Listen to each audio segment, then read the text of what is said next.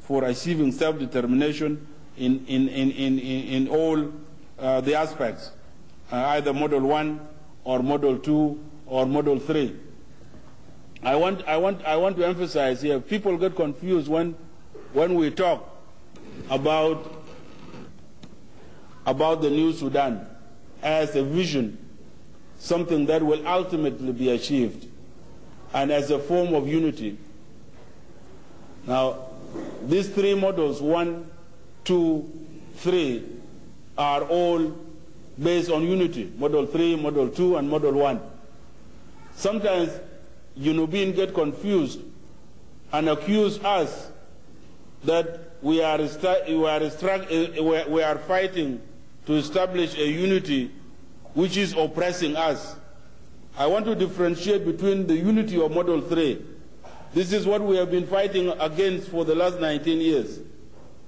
Now, there is no reason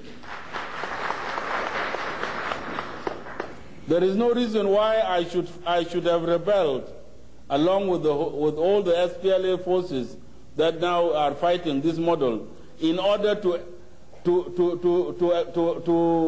accept this model as a solution.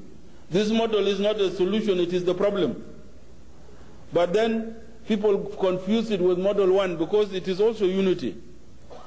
For Finas Begul, Farak Shunu ben John Garang Omar al-Bashir, Mat Bashir Bukalim and unity. Ugarang de Kaman Bukalim and unity. La Bashir Bukalim and unity da, but a Model 3. And Bukalim for unity da, but a Model 1. Our unity but a Model 2. I can never accept Model 3. Model 3 has been in existence since 1956. In 1972, during the Addis Ababa Agreement, we were absorbed, along with my friend John Okajir, we were absorbed from the guerrilla army into the national army. Into my Sudanese and Mujudin, I want to assure you that I will not be absorbed for a second time.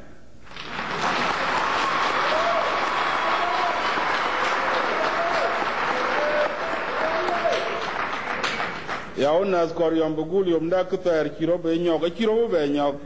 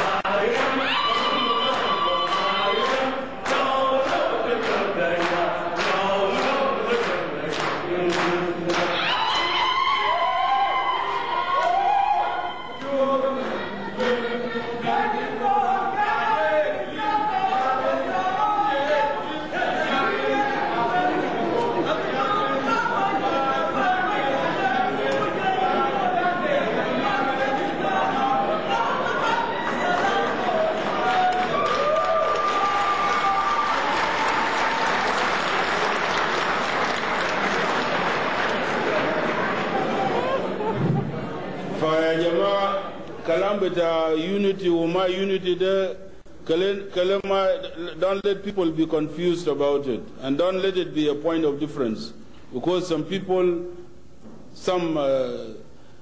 use it as an nas. Gulo John Garang there, or SPLM betom there, or NDA betom there, they are fighting for unity. It is not this unity we are fighting for.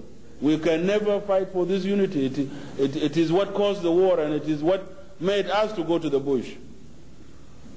We are fighting for that unity, or for this unity, and if it is not attainable, then definitely you will go to Model 5.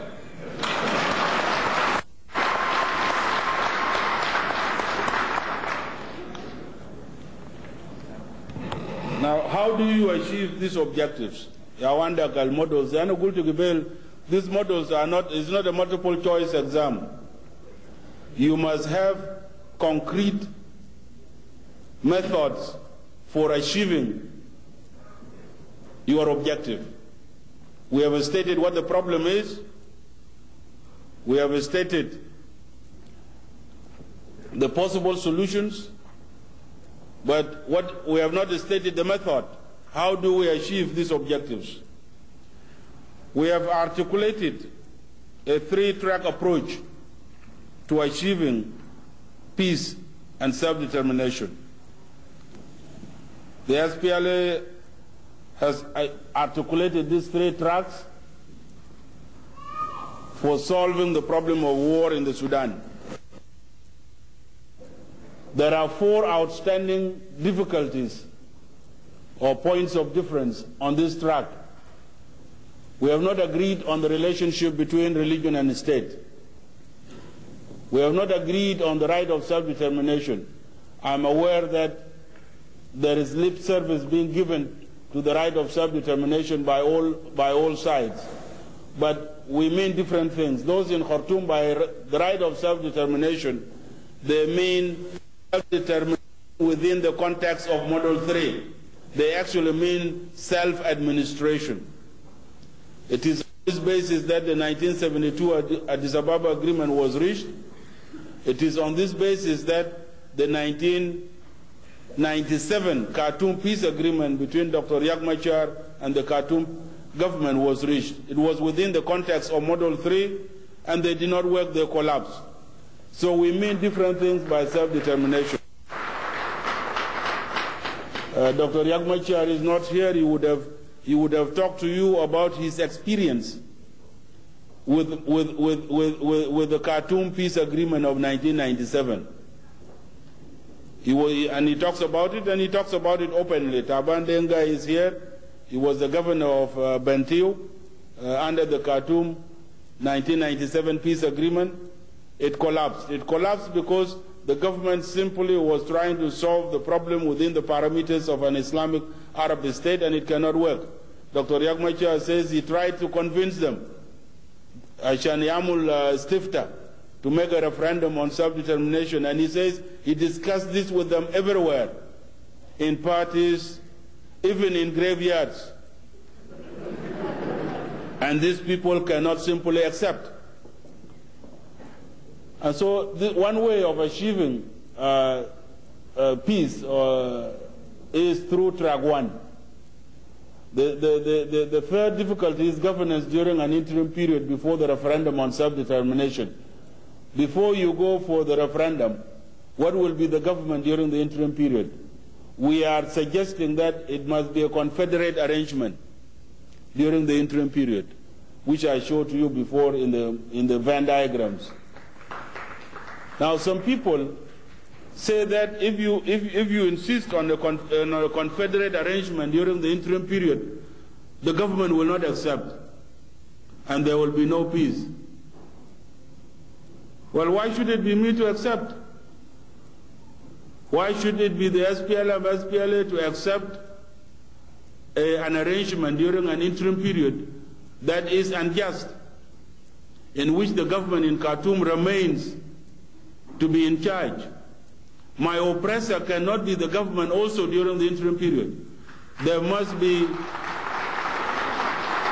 an interim government during the interim period that includes everybody at the center, and there must be this confederate arrangement during the interim period, in which then the two armies will withdraw behind agreed lines. So these four issues have not been resolved, and that is why IGAD has stuck.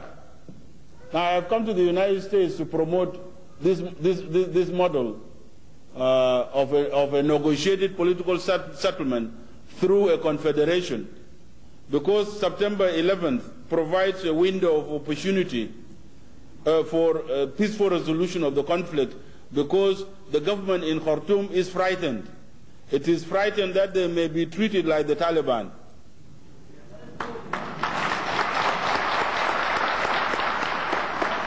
And indeed, they are the Taliban of Africa.